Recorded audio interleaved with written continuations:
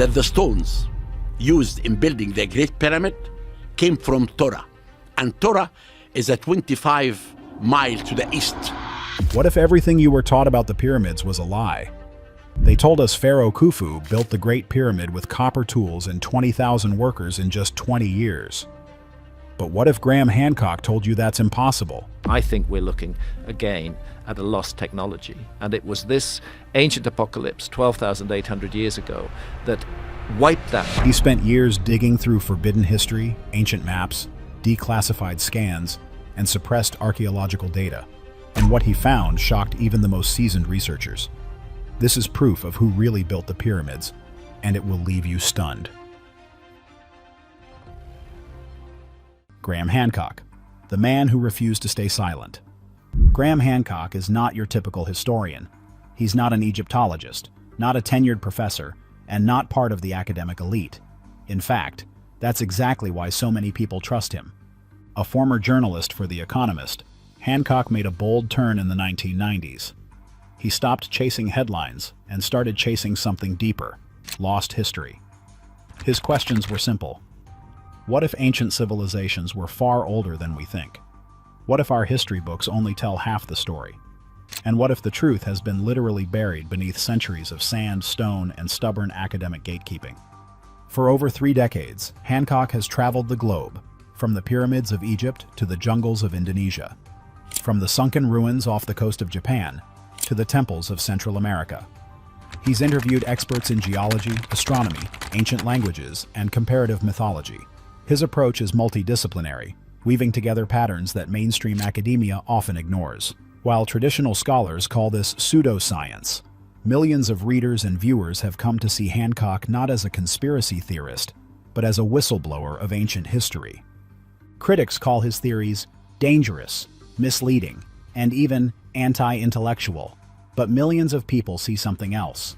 A man asking the questions no one else would, and doing it with research, footage, and facts.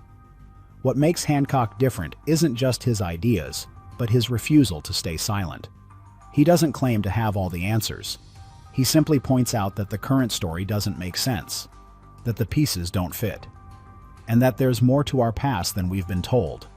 And at the top of Hancock's list of misunderstood wonders is the biggest and most baffling monument of all, the Great Pyramid of Giza. The Khufu problem, a monument with no name. The Great Pyramid of Giza is the most iconic structure on Earth. Yet when you look inside it for answers, something strange happens. There are none. According to the official story, it was built around 2500 BCE by Pharaoh Khufu, also known as Cheops. The narrative says it took just over 20 years to complete, using a massive workforce of skilled laborers, not slaves. Around 2.3 million limestone blocks were moved into place with copper tools, wooden sleds, and a lot of manpower.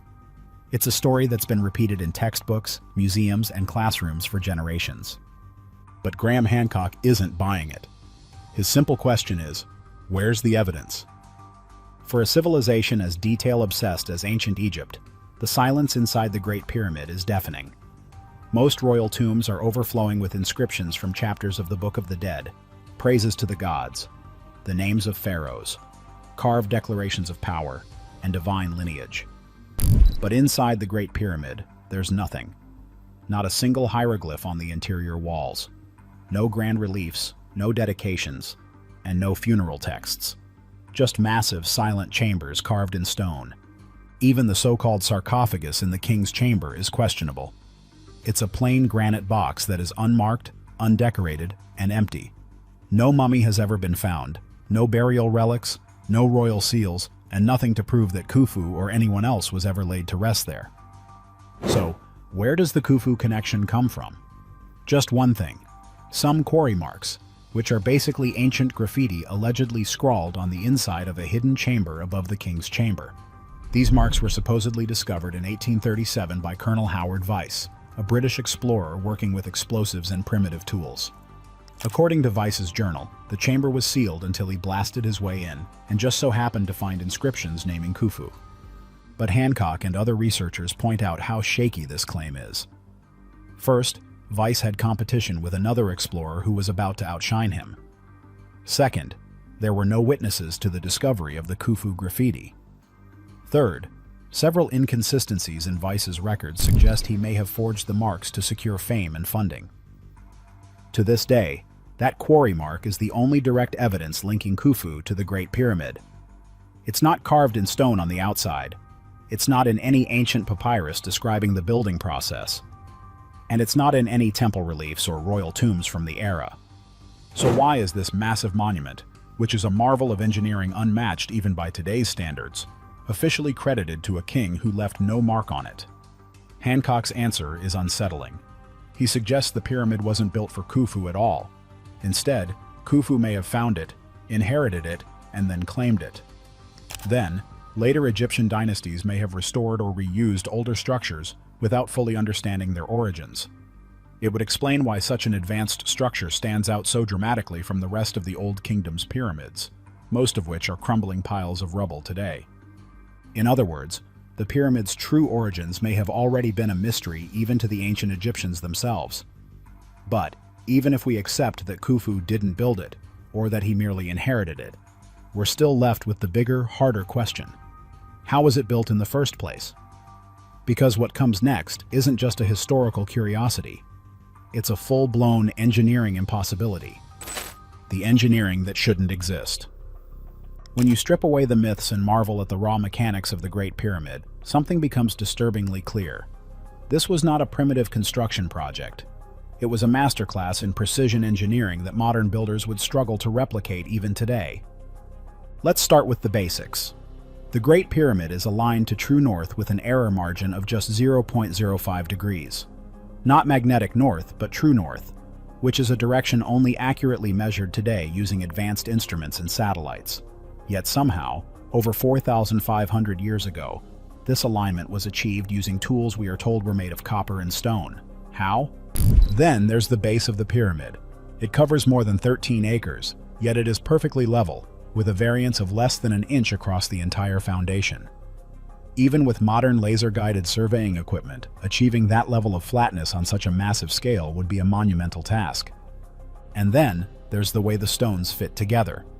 The limestone casing stones, many of which were stripped in later centuries, and the inner granite blocks are fitted so precisely that in many cases, you cannot slide a razor blade between them. Some joints are angled, others are curved. They don't just fit tightly, but interlock, absorbing force and weight. This isn't slapdash stacking, but intricate, deliberate stonework. Now think about the tools the official story gives us: copper chisels and dolerite pounding stones. But copper is a soft metal, far too soft to cut granite. Experimental archaeology has tried recreating this process using these tools, but the results were slow, inefficient, and inaccurate. At best, it takes hours to make minimal progress on a single stone. At worst, the tools break down almost immediately. Yet the Great Pyramid contains an estimated 2.3 million blocks, some weighing between 2 and 15 tons. These had to be quarried, shaped, transported, and precisely placed. According to the official timeline, all of this was done in about 20 years.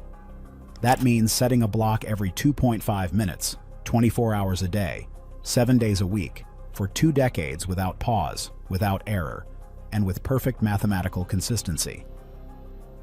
Even more baffling is the design of the internal chambers, especially the Grand Gallery and the King's Chamber. The geometry is elegant, deliberate, and full of mathematical significance. The height-to-base ratio of the pyramid approximates pi, and the structure encodes knowledge of the equinoxes, the solar year, and even the curvature of the Earth. This isn't just a tomb, but a scientific instrument built in stone. Graham Hancock puts it simply: this is not primitive trial and error. This is advanced engineering. He argues that the construction quality and architectural intelligence of the Great Pyramid far exceed what we see in later pyramids. In fact, most pyramids built after Khufu's are unstable or collapsing, with some being barely recognizable ruins. So, how could the Egyptians start with near perfection, only to regress? To Hancock, the conclusion is unavoidable. The Great Pyramid was not a product of the Old Kingdom. It was either inherited, repurposed, or built by a civilization with knowledge and tools we no longer understand. Whatever the truth, one thing is clear: The Great Pyramid wasn't just built, but engineered with brilliance that defies its time. But there's another layer to this mystery. Because building it is one thing, but transporting the materials is an entirely different level of impossibility. Where exactly did these enormous stones come from, and how were they moved? The 80-ton puzzle, moving the impossible. If building the pyramid with precision wasn't enough of a mystery, transporting the building materials takes the enigma to a whole new level, especially when you look at the heart of the structure, the king's chamber. Unlike the limestone blocks used for most of the pyramid, the walls and ceiling of the king's chamber were made from granite, a much harder and heavier stone. And not just any granite. These massive blocks, some weighing up to 80 tons, were transported from Aswan, a quarry over 500 miles away in southern Egypt. Let that sink in. Each of those blocks weighs about as much as a diesel locomotive. Now imagine moving multiple locomotives upstream along the Nile, then somehow dragging them inland, and finally lifting them over 150 feet high into the core of the pyramid, all using nothing more than ropes, wooden sleds, and muscle power. That is what the official narrative would have you believe. But here's the problem. There is no solid evidence for how this was done. The most common theory is the ramp theory, the idea that workers built massive earthen or spiral ramps to haul the stones up the sides of the growing pyramid. But engineers who've analyzed this theory point out its fatal flaw. The ramp itself would have needed to be as long as a mile and contain more material than the pyramid itself. And yet, no trace of such a ramp has ever been found. Not a single remnant of this supposedly essential engineering structure has survived. Others propose internal spiral ramps or pulleys, but again, there's no archaeological evidence to support these ideas. And the tools said to be used, like wooden sleds, copper chisels, and ropes, fall apart under scrutiny when applied to such incredible weights. Modern crane operators and stoneworkers have even attempted to move and shape granite blocks using replicas of ancient tools, and found it extremely difficult and inefficient, even with today's techniques. In fact, many modern engineers have gone on record saying they could not replicate the construction of the Great Pyramid with the tools attributed to ancient Egyptians. Graham Hancock puts it bluntly. This wasn't manpower, this was know-how. He suggests that the builders possessed a level of engineering knowledge that has been lost or deliberately ignored. Whether it involved advanced lifting systems or an understanding of physics we no longer possess, it's clear the official story leaves us with more questions than answers. And then there's the biggest question of all. If this wasn't done in 2500 BCE, as mainstream Egyptology claims, then when was it done? Hancock believes the answer isn't carved into the walls or hidden in burial chambers. It's found somewhere else entirely, not in stone, but in water. To uncover the real timeline of the pyramids, Hancock turns to something most archaeologists have ignored: the rain-worn stone of the Sphinx. And what it reveals might push our understanding of Egyptian history back thousands of years. The Sphinx and the water. At the edge of the Giza Plateau stands one of the most iconic monuments in human history, the Great Sphinx. Half lion, half human, carved from a single mass of limestone, it stares silently across the desert sands. According to mainstream Egyptologists, it was built around 2500 BCE during the reign of Pharaoh Khufu. But Hancock says that the timeline is wrong, and correcting it would tell who really built the pyramids. This is the question that geologist Dr. Robert Schoch dared to ask. In the 1990s, Schoch examined the Sphinx not as an artifact, but as a geological formation. What he found sent shockwaves through the academic world. The stone surrounding the Sphinx shows deep vertical fissures, a type of erosion pattern caused not by wind and sand, as the traditional theory suggests, but by heavy, sustained rainfall. This type of water erosion could only have occurred during a period of significant and prolonged precipitation, something Egypt hasn't experienced for thousands of years. The last time the Giza region saw enough rain to cause this kind of weathering was during the late Pleistocene era, around 10,000 to 12,000 years ago. In other words, as far back as 10,500 BCE. Schoch's theory instantly clashed with conventional history. If the Sphinx was truly carved that early, it would predate not only the pyramids but the entire dynastic period of Egypt. That would mean there was already a highly capable, organized civilization in place long before we've been taught to believe civilization even existed. Graham Hancock took Shouk's findings and connected them to something even larger: the theory of a global cataclysm, possibly a flood or rapid climate event around 10,500 BCE. This ties into the Younger Dryas impact hypothesis, a proposed comet strike or massive meltwater event that rapidly ended the last ice age and devastated early cultures around the world. If the Sphinx was carved by a pre-dynastic civilization before this catastrophe, it could be one of the few surviving monuments from a lost chapter of human history, a time when ancient engineers left behind a message in stone. Mainstream historians dismissed this idea as fringe, but they struggled to refute the physical geology standing right in front of them. Wind erosion and sandblasting cannot explain the patterns. Only water can. Hancock concluded that the Sphinx was not created in 2500 BCE. It was merely adopted by the pharaohs, just like the pyramids, from a much older culture. And just as the Sphinx was built in 10,500 BCE, it could not be just coincidence that the stars above that era align perfectly with the monuments below. Hancock believed that whoever built Giza was also mapping the sky, and he pointed to Orion to prove it. A message in the stars. The date is no accident. Before Hancock revealed who really built the pyramids, he asked, what if the pyramids of Egypt weren't just tombs or monuments, but part of a much larger message? One not written in ink or carved into walls, but traced across the stars.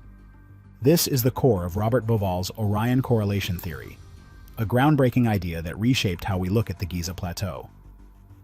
Bauval noticed something strange. The three pyramids of Giza are not perfectly aligned in a straight row. Instead, the third and smallest pyramid is slightly offset. This odd layout, long dismissed as a construction quirk, actually mirrors the three stars of Orion's belt in the night sky. But it goes deeper.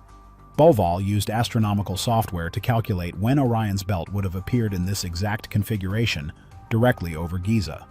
The result was around 10,500 BCE. That date aligns almost perfectly with the Sphinx water erosion findings from Dr. Robert Schoch. Two different lines of evidence from geology and astronomy point to the same distant time. To Graham Hancock, this cannot be coincidence. He argues that the Giza Plateau was designed not just as a ceremonial site, but as a celestial blueprint.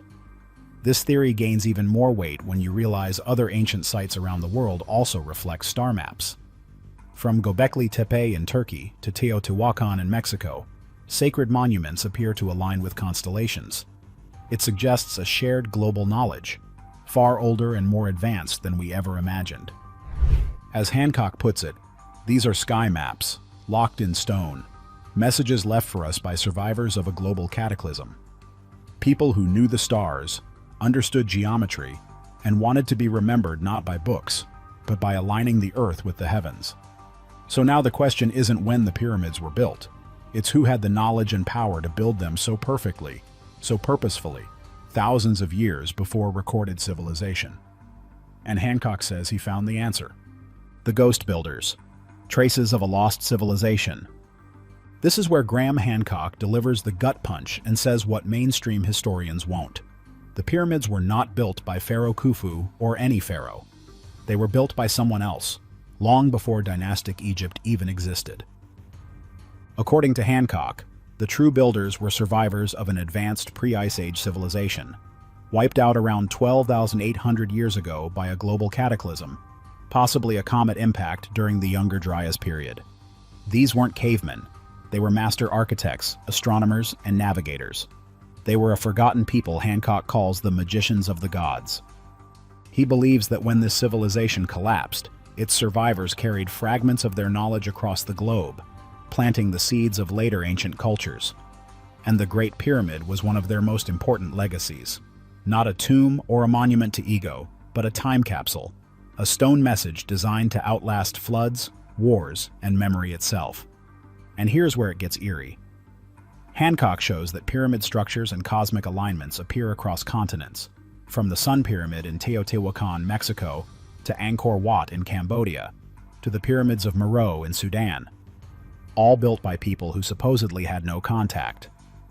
Yet all share similar mathematical constants, celestial alignments, and even architectural features. He connects these dots by saying that they were looking at fingerprints, the same hand, the same knowledge, echoing through time. To Hancock, the builders of the Giza pyramids knew sacred geometry, measured the Earth's dimensions, and encoded precession of the equinoxes into stone. Knowledge we only began to understand in recent centuries. And here's the final claim that stunned the world. Hancock wasn't guessing. He brought the proof. Through geology, astronomy, architectural analysis, and global pattern recognition, he built a case that points directly to a real lost civilization, older, smarter, and far more capable than anything in our textbooks. This is who really built the pyramids. But if that's true, and if history is wrong on this scale, why haven't we been told? Hancock says the answer is simple. Because some people are working very hard to keep the truth buried. The cover-up. For Graham Hancock, the most infuriating part of this entire mystery isn't just the gaps in the story, but the way those gaps have been actively covered up. He points to a moment in 1993 that changed everything. German engineer Rudolf Gantenbrink sent a robot named Upuaut 2 into the narrow shafts of the Great Pyramid. What it found stunned the world, a sealed door deep inside the pyramid leading to where no one knew. But instead of excitement and further exploration, Gantenbrink was shut out. The Egyptian authorities, under the then Antiquities Director Zahi Hawass, took over and blocked his access. To this day, the mystery of that door remains unresolved. Why stop investigating something so important? Hancock believes it was intentional censorship. Fast forward to 2017. Scientists used muon tomography, an advanced particle scanning technique, to peek inside the pyramid. What they discovered was even more astonishing. A massive hidden void above the Grand Gallery. A space so large it could house a passenger jet. But again, no cameras have gone in, and no updates or excavations have been made. Just silence. Frustrated by this pattern of concealment, Hancock finally spoke out, saying, "I can't stay silent anymore." He believes these discoveries are being deliberately withheld from the public, not because they pose a danger, but because they pose a threat. If the pyramids weren't built by the dynastic Egyptians, then the entire timeline of history would have to be rewritten. Academic careers, global institutions, even national pride are rooted in the current version of events. Challenging that narrative isn't just inconvenient, it's explosive. So instead of open inquiry, we get gatekeeping. Instead of answers, we get excuses. Hancock isn't claiming to have all the answers. What he's saying is even more powerful. We owe it to the past and to the future to ask better questions. For Hancock, this isn't just a historical cover-up, but an existential one. He believes the pyramids are not tombs, but messages and deliberate signals from a lost civilization. And that message has been buried not just in sand and stone, but under centuries of denial. If he's right, then we're not the first advanced civilization to walk this earth. And maybe we're not as special as we thought. What do you think about Hancock's proof? Tell us in the comments below. Thank you for watching. See you in the next video.